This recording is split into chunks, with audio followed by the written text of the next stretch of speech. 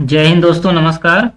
चलिए दोस्तों, आज हम बताते हैं रेवोल्यूशन, ठीक, परिक्रमण। इसके पिछले वीडियो में हमने दोस्तों सौर मंडली जो पृथ्वी की गतियां हैं, परिक्रमण और परिभ्रमण दोनों हमने बता दिया था, ठीक।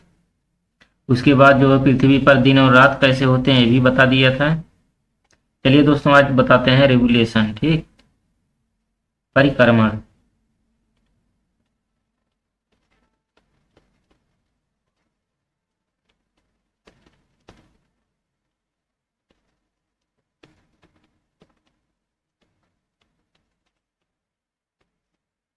चलिए दोस्तों, देखते हैं। इसमें अगर देखा जाए दोस्तों, पृथ्वी के परिक्रमण में, तो पृथ्वी की एक दूसरी गति है। पहली गति क्या थी? पहली गति घूर्णन थी, या जो है पृथ्वी की दूसरी गति है परिक्रमण, ठीक। या पृथ्वी की दूसरी गति परिक्रमण, जो सूर्य के चारों ओर जो है दीर्घवृत्ताकार कक्षा में चक्कर लगाता है। सूर्य के चारों ओर किस वृत्ताकार पथ पर चक्कर लगाता है? दीर्घवृत्ताकार पथ, ठीक। दीर्घवृत्ताकार पथ पर जो है यह चक्कर लगाता है, अगर देखा जाए तो, ठीक। और अगर देखा जाए तो यह जो 365 दिन 5 घंटे और 48 मिनट में जो है यह पूरा भी कर लेता है, ठीक। यह जो परिक्रमण जो कर रहा है, कितना दिन में? 365 दिन और 5 घंटा और 48 मिनट, ठीक। 365 दिन 5 घंटा 48 मिनट। यह जो सूर्य के चारों ओर जो है दीर्घवृत्ताकार कक्षा में चक्कर लगा के जो है पूरा करता है। तो इस गति को क्या हम बोलेंगे? अगर देखा जाए तो इस गति को हम बोलेंगे दोस्तों वार्षिक गति। किसकी? पृथ्वी की। तो यह जो है हो गया पृथ्वी की वार्षिक गति, ठीक। यह जो है दोस्तों पृथ्वी की वार्षिक गति हो गया।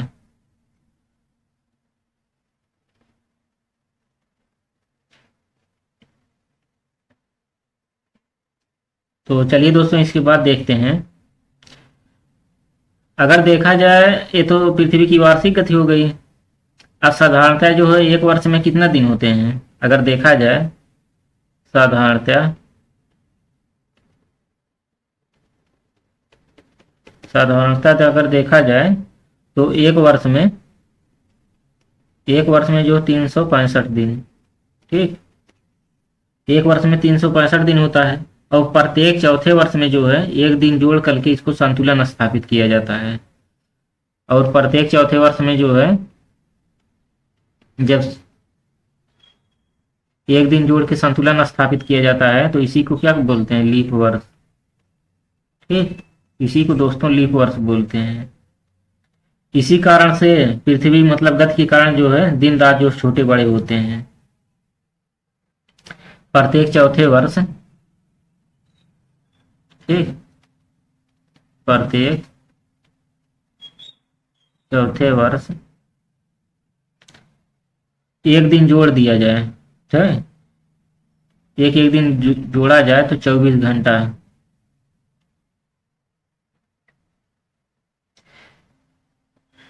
प्रत्येक चौथे वर्ष एक एक दिन जोड़ा जाए तो 24 घंटा, अर्थात इसका मतलब समझ रहे हैं, एक वर्ष का जो 5 घंटा 48 मिनट हो जाएगा। अगर जोड़ा जाए तो एक वर्ष का कितना हो जाएगा? 5 घंटा 48 मिनट। तो यही जान लीजिए।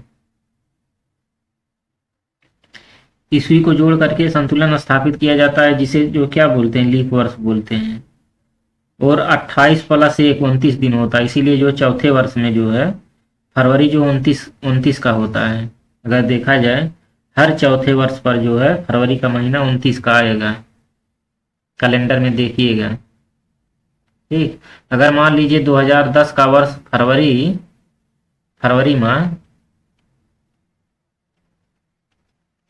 माह जो है 28 का था, ठीक।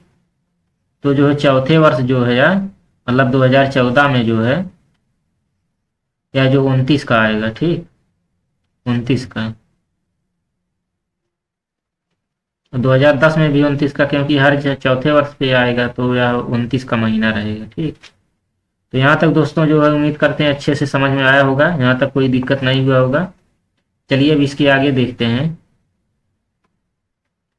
अब दोस्तों दिन रात का छोटा बड़ा होना और ऋतु परिवर्तन कैसे होता है, चलिए इसको देखते हैं। अगर देखा जाए तो पृथ्वी अपने अक्ष पर जो है 23.5 डिग्री,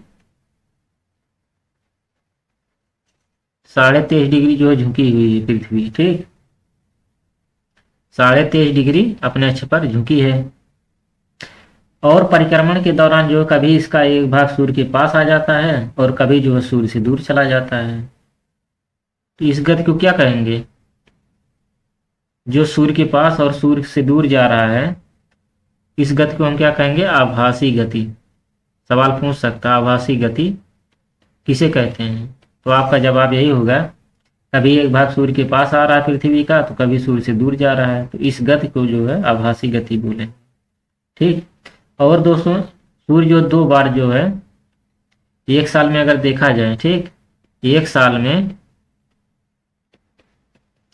एक वर्ष में सूर्य जो है 2 बार जो है भूमध्य रेखा पर जो मध्याह्न में ऊर्ध्वाधर स्थित होता है, इसी को जो है विषुव भी बोलते हैं। ठीक, अगर देखिए तो एक वर्ष में जो है सूर्य जो है सन जो है सूर्य भूमध्य रेखा पर, ठीक, भूमध्य रेखा पर जो है ऊर्ध्वाधर 2 बार होता है। ठीक, ऊर्ध्वाधर जो है 2 बार होता है। एक वर्ष में सूर्य जो है भूमध्य रेखा पर ऊर्ध्वाधर जो है 2 बार में होता है। तो इसे क्या कहते हैं? जिसे विषुव बोलते हैं। ठीक, इसी को जो है विषुव बोलते हैं। उत्तरी गोलार्ध में इसे बसंत विषुव बोलेंगे। ठीक, अगर देखा जाए तो उत्तरी गोलार्ध में दोस्तों इसे जो है बसंत विषुव बोलेंगे। ठीक, बसंत विषुव। और दक्षिणी गोलार्ध में क्या बोलेंगे? शरद विषुव।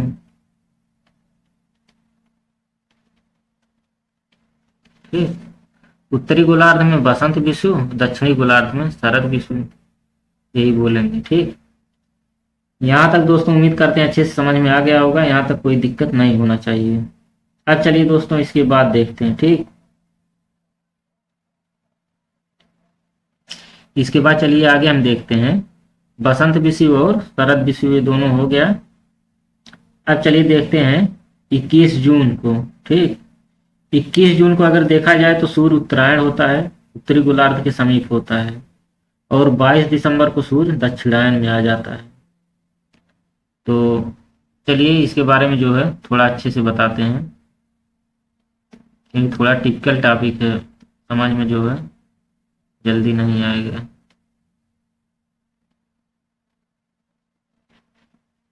ठीक, मान लीजिए दोस्तों यह सन है, ध्यान से समझिए तभी समझ में आएगा। यह मान लीजिए सन है, इधर देखिए जो है 21 जून है, और इधर दोस्तों 22 दिसंबर है।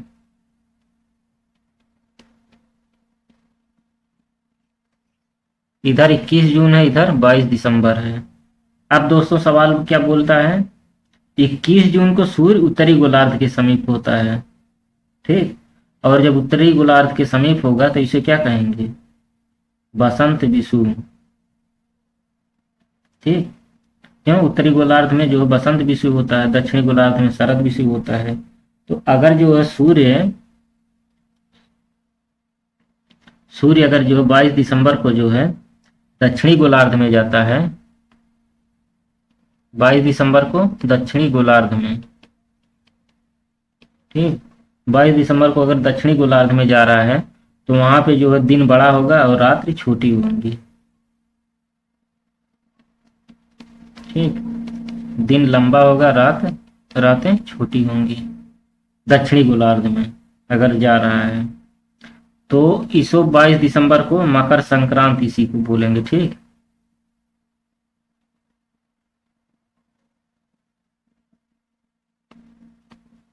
मकर संक्रांति इसी को क्या बोलेंगे, मकर संक्रांति, जो कि शीत ऋतु में पड़ेगा। ठीक, मकर संक्रांति। अब चलिए दोस्तों 22 जून की तरफ देख लेते हैं। 22 जून में अगर 21 जून में अगर देखा जाए तो सूर्य उत्तरी गोलार्ध में चला जाता है। ठीक, सूर्य कहाँ चला जाता है, उत्तरी गोलार्ध में। जब दोस्तों सूर्य उत्तरी गोलार्ध में चला जाता है तो यहाँ पे क्या होगा, दिन बड़ा तो होगा लेकिन रातें जो है रातें छोटी हो जाएंगी। ठीक, दिन बड़ा और रातें छोटी होंगी।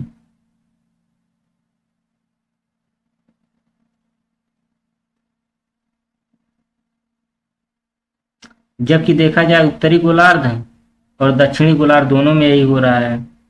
इसको क्या बोलेंगे, इसको बोलेंगे दोस्तों कर्क संक्रांति। कर्क संक्रांति। ठीक, ग्रीष्म ऋतु। क्या, ग्रीष्म ऋतु इसी को बोलेंगे 21 जून को। ठीक, 21 जून को जो है सूर्य दक्षिणी गोलार्ध मतलब सूर्य जो है दक्षिणी गोलार्ध के एकदम समीप आ जाता है। अतः जो यहाँ ग्रीष्म ऋतु और उत्तरी गोलार्ध में शीत ऋतु होता है। उस समय उत्तरी गोलार्ध में शीत ऋतु होगा लेकिन दक्षिणी गोलार्ध में ग्रीष्म ऋतु होगा। इसी प्रकार दक्षिणी गोलार्ध में दिन बड़े और रात्रि छोटी होंगी।